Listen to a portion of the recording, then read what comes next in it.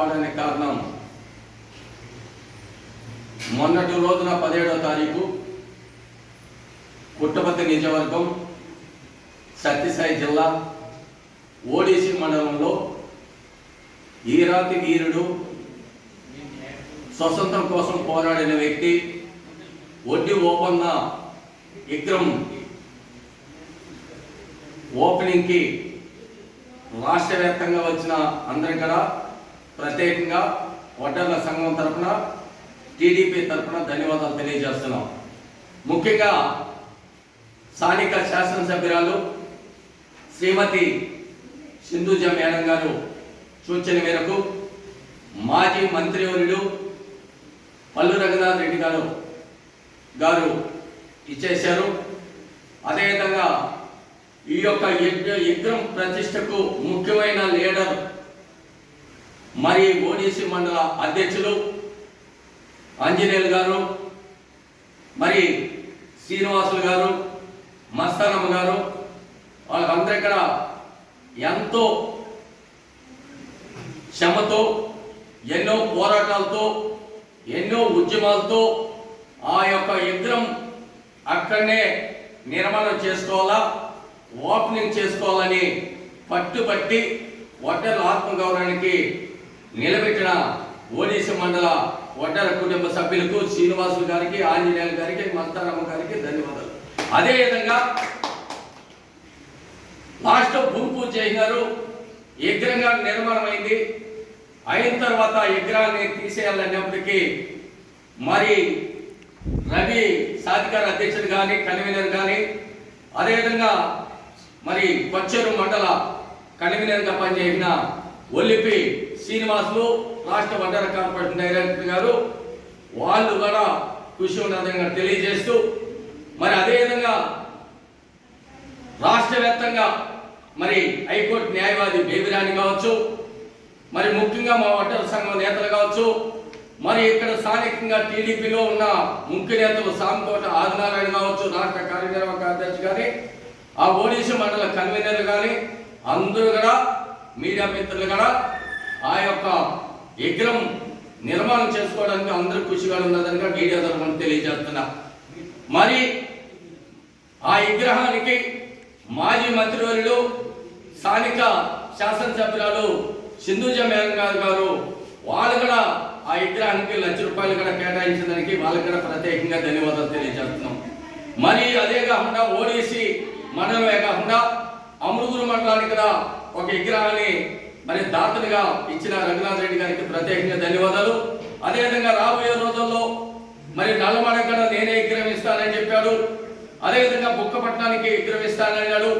ఆఖరికి పుట్టపర్తి ఇక్కడ విగ్రహం నేనే దాతగా ఉంటానని రఘునాథ్ రెడ్డి గారు మాజీ మంత్రి శాసనసభ్యురాలు వాళ్ళు ప్రకటన చేసినందుకు వాళ్ళకి ప్రత్యేకంగా ధన్యవాదాలు. అదేవిధంగా మేము ఈరోజు ఒకటే కోరేది రాష్ట్ర సంఘానికి జిల్లా అధ్యక్షులు కుంచు వెంకటేష్ గారు వీళ్ళందరూ కూడా కృషి చేసినారని కూడా తెలియజేస్తూ ముఖ్యంగా ఈరోజు వడ్డర్లకు పెద్దపీట వేసిన పార్టీ, వడ్డర్లను గుర్తించిన పార్టీ, ఏకైక పార్టీ తెలుగుదేశం పార్టీ నారా చంద్రబాబు నాయుడు అని కూడా మీడియా తరఫున తెలియజేస్తున్నా. ఎందుకంటే వడ్డరే ఓబన్నని ఒక పండగగా జరుపుకోవాలంటే ఆనాటి వైఎస్ఆర్ గవర్నమెంట్ 2019 నుంచి 2024 వరకు ఒడ్డు ఓబన్న జయంతిని ప్రభుత్వమే జరపాలంటే జగన్మోహన్ రెడ్డి ఆ రోజు చేతులు ఎత్తేస్తే కూటమి ప్రభుత్వం అధికారంలోకి వస్తే 2024 అధికారంలోకి వస్తేనే ఒడ్డి ఓబన్న జయంతిని ఆయన స్వతంత్రం కోసం పోరాడి బ్రిటిష్ వారిని తరిమి రైతులకు అండగా నిలబడిన వ్యక్తి ఒడ్డి ఓబన్న. అటువంటి వ్యక్తిని మా కులదైవంగా ఉన్నాడు కాబట్టి ఆయన ప్రభుత్వమే జరపాలంటే మీరు న్యాయమైన కోరిక కోరుతున్నారని కూటమి ప్రభుత్వం నారా చంద్రబాబు నాయుడు, డిప్యూటీ సీఎం పవన్ కళ్యాణ్, కాబోయే నాయకుడు, భవిష్యత్తు నాయకుడు, యువకుల వ్యవస్థాపకుడు ఐటీ శాఖ మంత్రి నారా లోకేష్ గాని, అదేవిధంగా మొట్టమొదటిగా మరి అసెంబ్లీలో మాట్లాడిన సింధూజారెడ్డి పుట్టపర్తి శాసనసభ్యులు కానీ, అదేవిధంగా బీసీ సంక్షేమ శాఖ మరి మంత్రివర్యులు మరి సౌతమ్మ వీళ్ళందరూ పోరాటమే వడ్డీ ఓపన్న జయంతిని ఒక పండగ జరుపుకుంటున్నామంటే జీవో ఇచ్చి ప్రభుత్వం ఇప్పటికే 2 దఫాలుగా జరిపింది. అంతేకాకుండా వడ్డీల్ని ఎస్టీలో చేర్చాలంటే సత్యపాల కమిటీ వేసింది ఆనాడు తెలుగుదేశం పార్టీ నారా చంద్రబాబు నాయుడు. వడ్డీల మీద జరిగే దాడుల్ని అరికట్టాలంటే ఆనాడు జీవో ఇచ్చింది తెలుగుదేశం పార్టీ నారా చంద్రబాబు నాయుడు. ఆదరణ పథకం తీసుకొచ్చి మరి కుల ఉద్యోగాలను చేతి ఉద్యోగాలని ఆదుకునింది చంద్రబాబు నాయుడు. మరి ఈ మైనింగ్ లో వడ్డీలు అంటే కొండలు, కొండలు అంటే వడ్డీలు.